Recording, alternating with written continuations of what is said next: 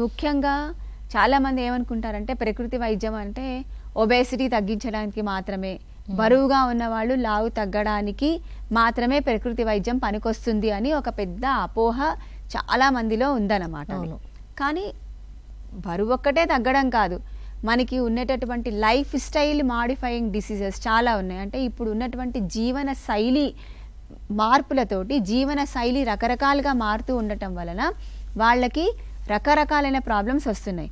అంటే మీరు ఒబేసిటీతో పాటుగా స్ట్రెస్ రిలేటెడ్ ప్రాబ్లమ్స్ చాలా ఎక్కువైపోయాయి.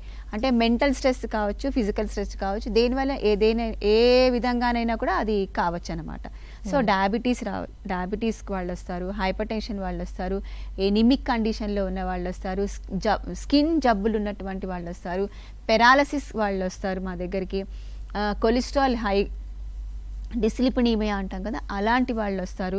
స్ట్రోక్ అయిపోయిన తర్వాత నెక్స్ట్ పీరియడ్ అంటే స్ట్రోక్, ఇప్పుడు ఇవాళ ఒక స్ట్రోక్ వస్తుంది, కొంత రికవరీ పార్ట్ అలోపతిలో వైద్యం చేయించుకుంటారు. దాని తర్వాత నెక్స్ట్ ఫర్దర్గా రీహాబిలిటేషన్ కావాలి, లేకపోతే దాని ఫర్దర్గా ఇంకా ఎలాగ ఇంప్రూవ్, ఆ మజిల్ యాక్టివిటీ ఎట్లా రావాలి, లేకపోతే ఆ మజిల్ ఫంక్షనింగ్ ఎట్లా మళ్ళీ నార్మల్సీ రావాలి, న్యూరలాజికల్ కండిషన్స్ ఉన్నటువంటి వాళ్ళందరూ కూడా ఈ ప్రకృతి వైద్యానికి వస్తారన్నమాట.